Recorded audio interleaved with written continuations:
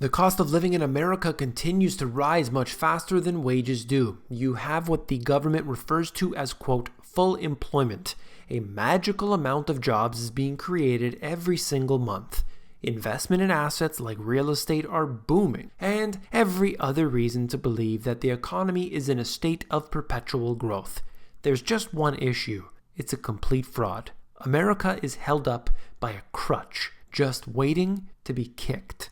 You came here for the truth, so let me unveil that for you. Today we're going to get into reality. If you watch this channel, if you're a subscriber here, you simply want the truth. And I know you can handle it. So we're going to get into some details today. It's a quick video, hopefully. And I just thought it was so important when I ran into this that I wanted to make this the entire video. On the surface, things are going well in America. The unemployment rate at 3.7% is the lowest level in decades. Annual wage growth recently hit a 9-year high, and the latest figures from the Commerce Department show that the U.S. economy continues to grow. That's what I talk about all the time, and that we see statistically everything is looking fantastic, but that doesn't match up with reality. And as they say here, that doesn't mean all Americans are doing well. In fact, Go Banking Rates found that it's gotten tougher for many people to afford basic necessities. They get into the details here. They've done a survey. They've shown exactly what I have talked about on so many different levels, and they're going to break it down for you here. I'll get to it as quick as I can. We examined the cost of living throughout the U.S. over the past few years to see how much it has increased. Then we surveyed Americans to find out how much they're spending on necessities. The average spending of respondents in each state was then compared with the median income in each state to determine whether people can realistically afford the cost of living where they are. Now, it doesn't get into the nitty-gritty. It's not going to go so deep into it, but it gives us an idea. Look, if I say you're in California and it's really expensive, there are areas in California where you can get very cheap housing. You can get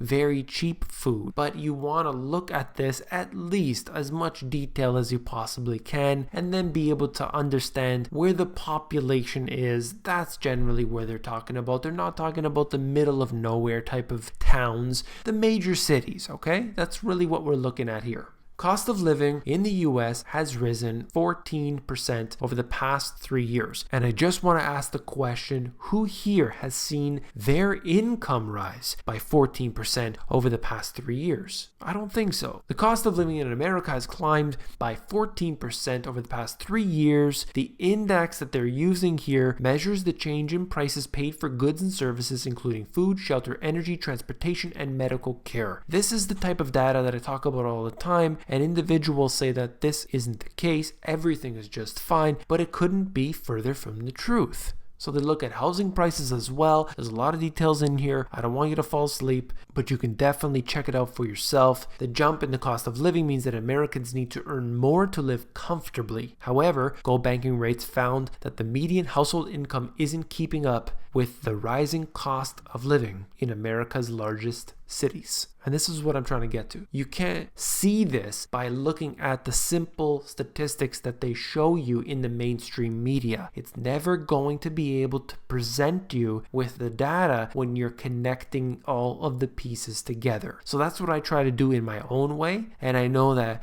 you do appreciate it if you're a regular subscriber here. Let's get into the charts. States where renters are spending more than 50% of their income on necessities. And you'll have to see this. It's not just about how much people make, or not just about what people spend on food or rent or anything. It's a multiple factor scenario here. And you'll see that Delaware is at the top of the list. Total monthly cost of living for necessities, in this case here, going to almost $2,300. Necessities as a percentage of the median household income, 62%. It breaks it all down. You can see Delaware's at the top of the list, then New Mexico, Tennessee, Arkansas, Louisiana, and so on. Check this out for yourself as we go into states where renters are spending less than 40% of their income on necessities. And you'll see this here. I was surprised actually that New York made it to this list.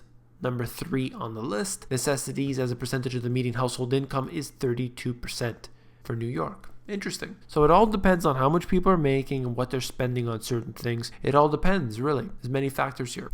Okay, now before I finish the video off, just wanted to show you this. Top reasons Americans aren't saving more money. And if you could believe it or not, 31% say that they're living paycheck to paycheck. Now that's incredible. I have too much debt, 14%. I forget to put is only 7%. As if they forgot to put money in their savings account when they bought their new iPhone. I have a low salary, that could be the case, but you need to make do, of course, and I have a high cost of living.